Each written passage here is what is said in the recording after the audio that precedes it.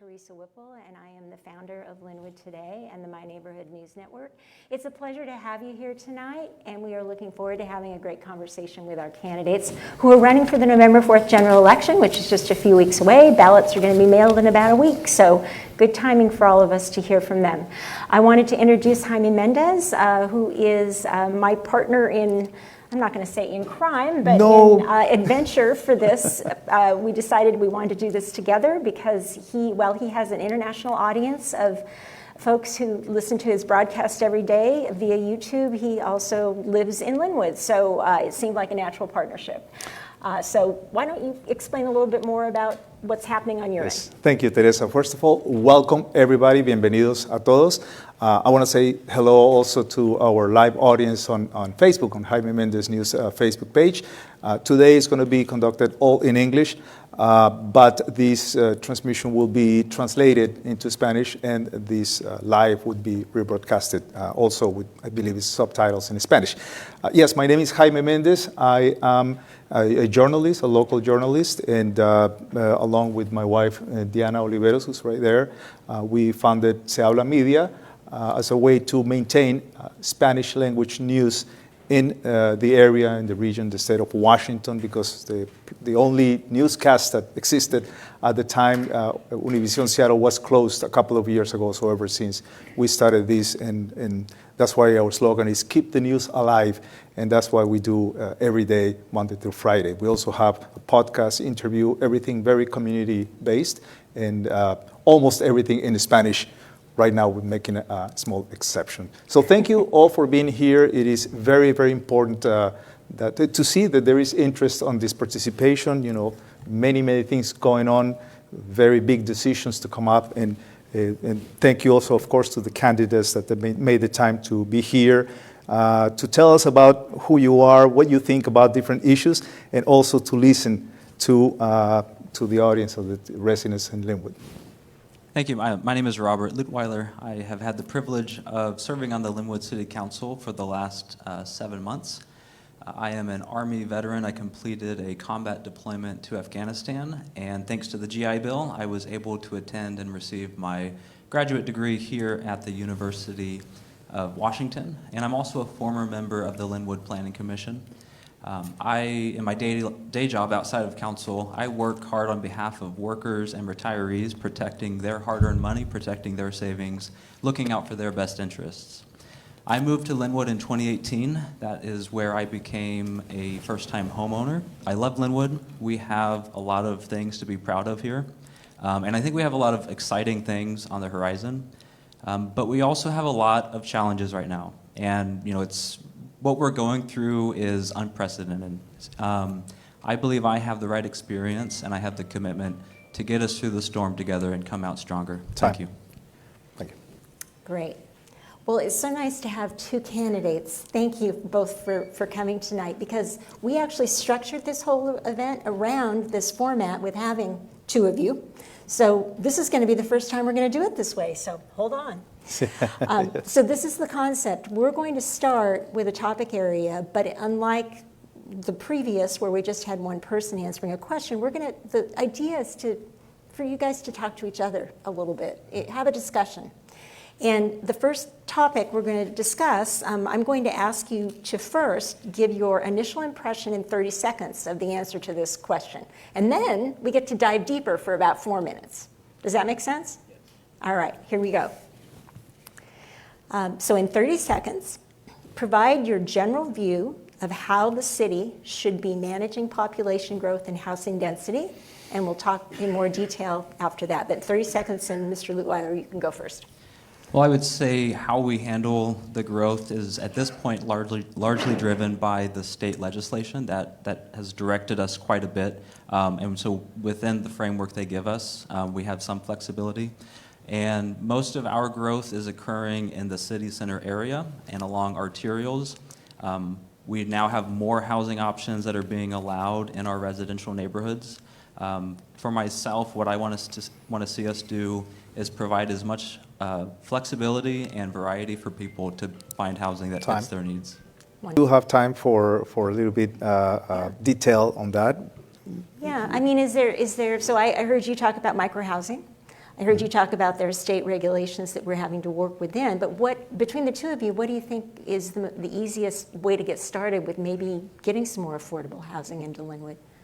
City has done recently is we've passed our comprehensive plan and our unified development code, which essentially just provide a lot more flexibility of what types of housing are allowed and where we can build them in Lynnwood. And that's what I want to see us continue focusing on is have we provided the right flexibility to allow housing that fits everyone's needs, whether you are an empty nester, maybe wanting to downsize but not need to leave your neighborhood, or you're wanting to move out of an apartment and move into a larger home for your growing family. So we've taken steps to allow a lot of this, and I think number one, we need to stay focused on working with developers, working with our nonprofits to eliminate any other barriers that still exist that are slowing down their ability to build the homes that we need.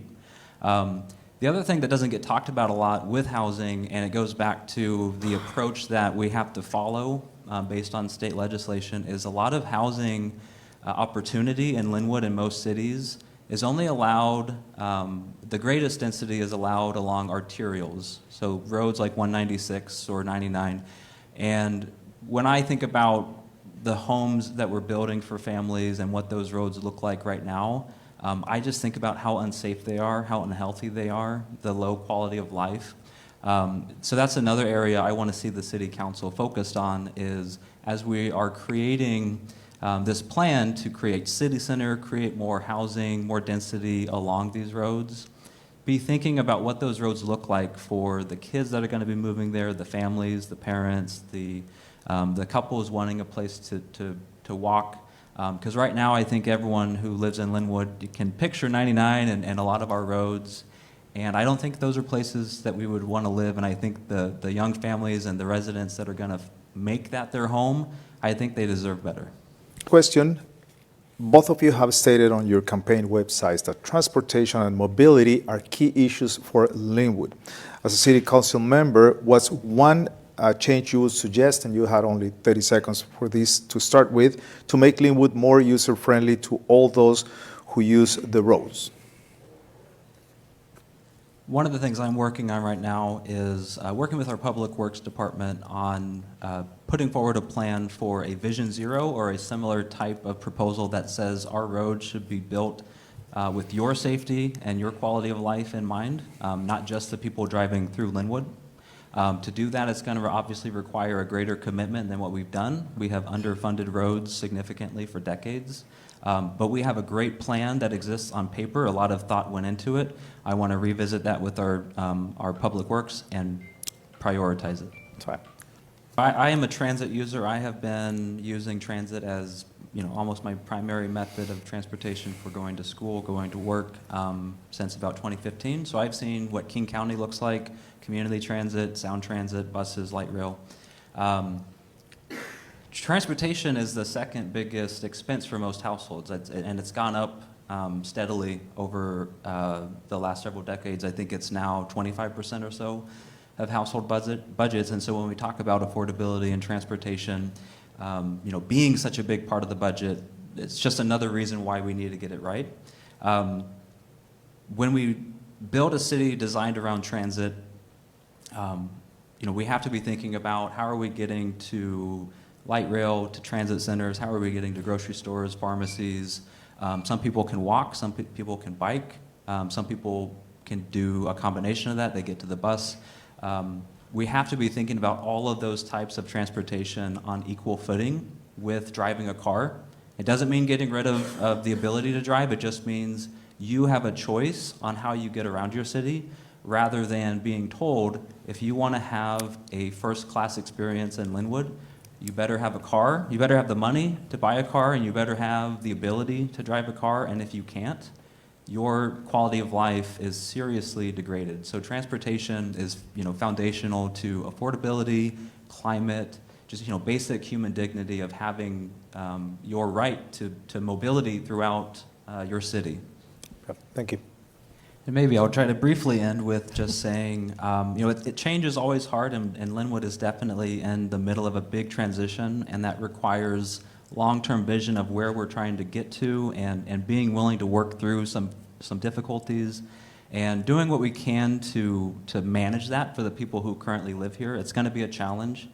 There's a lot of things we can do to boost housing around the light rail, transit-oriented development, where you can live close to the transit center, you can live close to places you need to be for shopping and eating out and doing things that don't require a car. And I think we're on the right track. Thank you. Great. Explain what you would focus on as a council member to do this. So one thought about improving public safety if you were elected. I think public safety is, we need a comprehensive approach that includes law enforcement, traditional law enforcement, but it doesn't stop there, obviously. I am proudly endorsed by the Lynnwood Police Guild, and I think our police department is doing a lot to try to provide that foundation of public safety.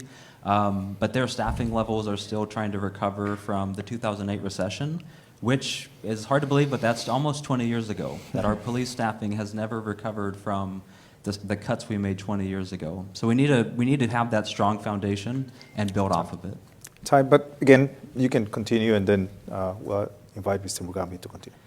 Yeah, and I would just say, so that's the foundation, and then we have to build on it with mental health resources, community resources, providing people treatment as early on as possible so that they don't end up in these terrible situations.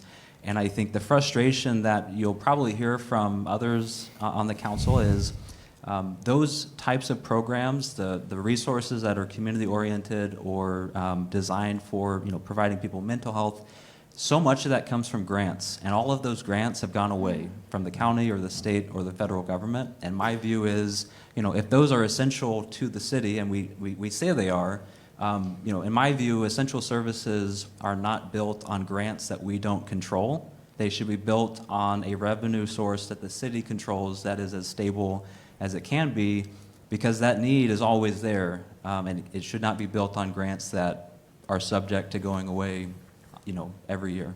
Yeah, there to follow. Yeah, I think the youth are a huge part of this, and I think, as we've talked about, we have the Youth Council, which I think will be a great incubator to start generating more ideas that we can try to build on. We need to be more involved, like I said, as early on as possible, working with the school district to provide counselors and the support embedded in the school districts, just to be able to be on hand and accessible to kids in the classrooms in the school, to keep them from getting on the wrong track. And again, a lot of those resources have unfortunately been cut back, or they're just at risk. And the city is obviously going through a budget crisis, and we have a lot of hard decisions ahead to get us back on sound footing. But certainly, I think that should be a North Star for us: is how do we get these types of resources funded that the city can say this is truly a priority for us in not just words but in the actions, by having those positions available and out there in the community doing good. We're on to the Q&A. Q&A. Let's see if we have anyone wants to ask a question to the candidates, hopefully. Hello again. My name is Ismail Baveri. I'm a local high schooler. I'm a junior, and I am on the school board advisory. I know that public transportation was touched on earlier and how we could be improving infrastructure. What I wanted to ask wasn't what needs to be changed, but what steps will be taken in order to facilitate this change. So we obviously rely on community transit to provide the actual service, and so we can influence them as much as possible, but we don't control that. What we do control are, do we have sidewalks? Do we have bike lanes? Are you able to walk to the bus stop? Can you bike there? Those are the things the city can control. We just have to decide it's a priority and we're going to invest in it. That's where I mentioned a little bit ago, I have a desire to work, or I'm working with the Public Works, and my desire is to put forward a concrete plan to start implementing Vision Zero and start implementing some of the transportation planning that we've already done for building out all of the missing gaps in our bike lanes, building out the gaps in our sidewalks. That's the part we can control, and that helps bring all of the pieces together, and then we can keep obviously poking and prodding community transit to provide more frequent buses, more bus stops, all of that inter-service the inner city services that we need. I'm Marcia Smith again. And you mentioned zoning, basically, and you mentioned transportation and walkability and bicycling. You just answered some of my questions. And in many cities, walkability means you can walk down the stairs and find a coffee shop, or walk a block and go to 7-Eleven, or actually in Japan, in which we may have now pretty soon as better 7-Eleven. Oh, we have to get to the question. The question is, can you promote better sidewalks and better paths and bicycling? And I think you've answered it with your previous answer. So. But you can answer it again. Well, yeah, I would say we can, and let's work on that. And then the other part is legalizing the corner stores and the things that you talk about. You know, one of the things I talk about with a lot of people is, you know, raise your hand if you love downtown Edmonds. And most people who have been there love it. And then we say, why do we make it illegal to build that same type of community here in Lynnwood? And people are, you know, and it comes down to zoning and a lot of these policy things that, you know, you got to get in the weeds. But, you know, fundamentally, it's just we made it illegal to build that here in Lynnwood, but we love it. So let's make it legal, and then let's get great developers in here, boutique shops, and, you know, let's create a really vibrant Lynnwood.